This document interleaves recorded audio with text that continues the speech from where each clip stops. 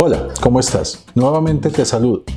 Soy Mauricio Morales, gerente de proyectos certificado PMP y Microsoft Managing Projects con Microsoft Project, líder de la compañía Projectical SaaS.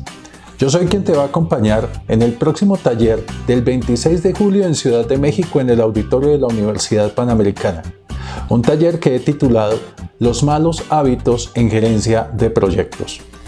Este será un taller completamente práctico. Por eso te invito a que de una vez prepares tus proyectos, porque vamos a tomar tu proyecto y vamos a revisar juntos cuáles son aquellos malos hábitos que te están limitando en el éxito en tu gestión de proyecto. Hoy quiero traerte una reflexión especial. El PMI recientemente generó uno de los reportes que nos muestran cuántos PMPs hay en el mundo. En Latinoamérica somos cerca de 37.000 PMPs. Solamente en mi país, Colombia, somos más de 5.500 PMPs. Es una excelente cifra y diríamos que la profesión de gerencia de proyectos está ya muy arraigada y que esto tiene muchísimo impacto en las organizaciones. Sin embargo, te hago una pregunta. ¿Has visto un número equivalente de proyectos exitosos en tu país, en tu empresa, en tu industria? ¿Cierto que no? ¿Por qué crees que pasa esto? Si somos, por ejemplo, en Colombia, más de 5.500 gerentes de proyectos certificados PMP, ¿por qué los proyectos siguen fracasando? ¿Qué está pasando con nuestra profesión de gerencia de proyectos? ¿Será que el PMBOK Guide no funciona? ¿Será que las buenas prácticas están solo escritas en un libro?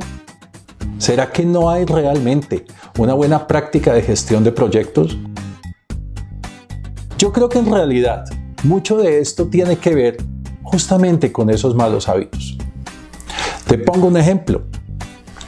Muchas personas buscan solamente certificarse PMP.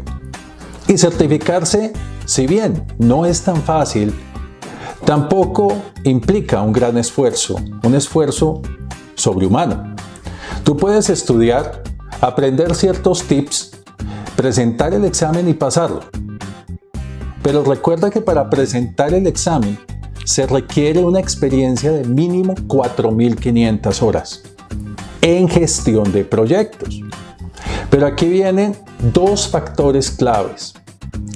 Uno, se pide experiencia en gestión de proyectos y el PMI espera y asume que esa experiencia de mínimo 4.500 horas sea utilizando las buenas prácticas. Sin embargo, ¿cuántas personas no llegan a prepararse para un examen de certificación que rendirán en 30, 60, 90 días sin conocer qué es una EDT? Cómo se secuencian actividades, cómo se hace un análisis cuantitativo de riesgos, cómo se identifican claramente los riesgos, qué es un stakeholder y muchos otros conceptos. ¿Qué tanto entonces han aplicado las prácticas de gestión de proyectos previamente en sus proyectos? Segundo factor, y lamentablemente lo vemos muy a menudo. Dado que el PMI realiza una auditoría acerca del 10 al 20% de las aplicaciones para el examen, muchas personas lamentablemente mienten en su experiencia, pero además se apoyan en algo. Esta mentira es fácilmente soportada por un amigo, por un jefe, por alguien que le firme un documento donde dice sí, él estuvo o ella estuvo trabajando aquí en gestión de proyectos tantas horas, firmado. Listo. No hay una comprobación real. Ahora, podríamos decir que esto es culpa del PMI, pero no. El PMI tiene un código de ética detrás. Un código de ética supremamente claro, pero que muchas veces nosotros obviamos por conveniencia. Esto no significa que todos los PMPs sean iguales, que todos los PMPs hayan obtenido su certificación mintiendo sobre su experiencia o no siendo muy realistas sobre ella. Pero sí hay algo también más importante. No sé si has escuchado hablar de la regla de las 10.000 horas. Malcolm Gladwell, uno de los grandes autores periodísticos de nuestro tiempo, autor de varios libros, describió en su libro Outliers la regla de las 10.000 horas. Se requieren 10.000 horas de buena práctica para considerarte un experto en algo. Estas 10.000 horas fue lo que llevaron a Mozart a ser el compositor que fue. Él empezó muy temprano, 6, 8 años. Pero, ¿cuánto tiempo llevaba componiendo hasta que creó su primera ópera? Cerca de 8 años. Y sí, a los 16 años, a los 15 años, fue un prodigio, pero ya llevaba más de 10.000 horas desarrollando composiciones. Bill Gates empezó su compañía Microsoft cerca de los 16 años, pero él empezó desde muy joven a programar, tomando los libros de Donald Knuth y desarrollando todos los algoritmos que estaban ahí. Él llevaba cerca de 20.000 horas de experiencia en buena programación cuando fundó Microsoft. Y así sucesivamente. Sin embargo, el PMI nos pide a nosotros 4.500 horas. Esto es lo mismo que decir ser 45% expertos. Ahora piensa en esto.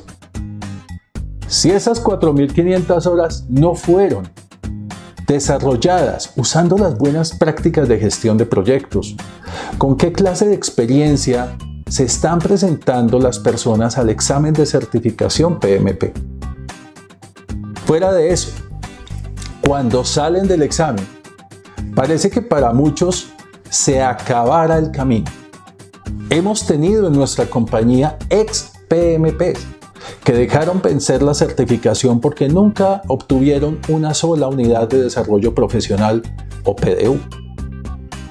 Sin embargo, muchos PMPs empiezan alocadamente a buscar PDUs meses o inclusive semanas previas al vencimiento de su certificación cada 3 años. Y sí, se pueden encontrar PDUs de diferentes formas, leyendo, estudiando, tomando capacitaciones, haciendo el trabajo normal, haciendo trabajo social. Pero, ¿cuántos de estos PMPs están realmente desarrollándose como gerentes de proyectos? Fíjate que empezamos entonces a desnatar todo este grupo de más de 37.000 PMPs en Latinoamérica. ¿Eso qué significa? Muchas organizaciones están contratando PMPs, pero no gerentes de proyectos. Muchos PMPs son certificados, pero no son verdaderos gerentes de proyectos. Y conozco, afortunadamente, a muchos gerentes de proyectos que no se han certificado, pero son excelentes en su profesión. Todo esto tiene que ver con esos malos hábitos. Te invito a reflexionar entonces sobre esto, porque es uno de los temas que vamos a tratar a fondo en nuestro taller de malos hábitos en gerencia de proyectos. Estamos teniendo PMPs certificados, sí, en grandes volúmenes, sí, pero como viste en la gráfica, no se compaginan con la cantidad de proyectos exitosos que tenemos hoy en día. Es como si estuviéramos teniendo profesionales mal preparados. Y lamentablemente se ve. Profesionales con mala ortografía, profesionales con experiencia ficticia. Pasemos a un segundo concepto. El síndrome de la bala de plata. Sí, el PMBOK nació en el 1996. Este PMBOK Guide evolucionó, ya estamos en la 6ª edición. Ha crecido desde cerca de 200 páginas en 1996 a más de 600 en la última edición. Ha compilado las buenas prácticas alrededor del mundo cada vez tiene más adeptos y cada vez tiene más personas que contribuyen a su desarrollo.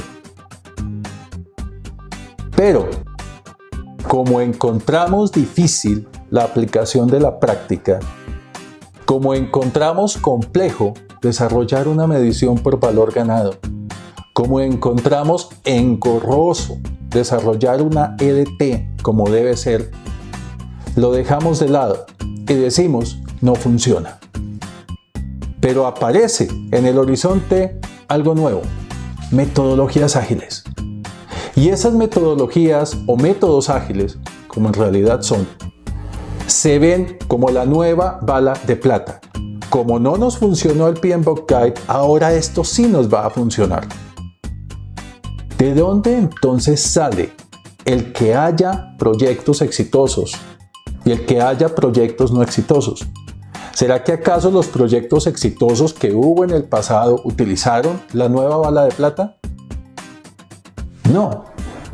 Es sencillamente este síndrome que nos invita inclusive a correr sin gatear.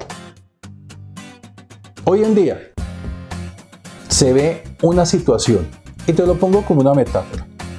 En el Reino Unido se hizo un estudio de las habilidades motrices de los adolescentes, de los preadolescentes hoy en día. Y se ha encontrado que tienen severos traumas físicos en un gran porcentaje de la población. Y esos traumas físicos se deben a un limitado desarrollo muscular y articular. ¿Por qué? ¿Qué está pasando? Es algo muy simple. Los niños en Reino Unido, que fueron objeto del estudio, se encontraron como bebés a quienes no dejaban gatear, a quienes llevaban en coche, inclusive hasta más allá de los 6, 8 años, para que no caminaran, y hoy en día, como preadolescentes y adolescentes, no tienen la capacidad muscular para moverse efectivamente. Sufren desgarres, sufren problemas articulares. Eso nos está pasando a nosotros en gerencia de proyectos. Lamentablemente queremos correr antes que gatear. ¿Cómo es esto? Pregúntate, ¿en tu organización desarrollan una EDT llevada a nivel de entregables y tienen en esa EDT todos los entregables del proyecto? ¿Y es esa EDT la base estructural del desarrollo de todo el proyecto? Creo saber la respuesta. Ahora, como no te funcionó, la dejas de lado. Pero fuera de eso, ya estás creando una PMO y ya estás hablando de gestión de portafolios y ya estás hablando de gestión de programas. Pero no aprendiste a gatear. Las prácticas básicas, fundamentales, no se están utilizando.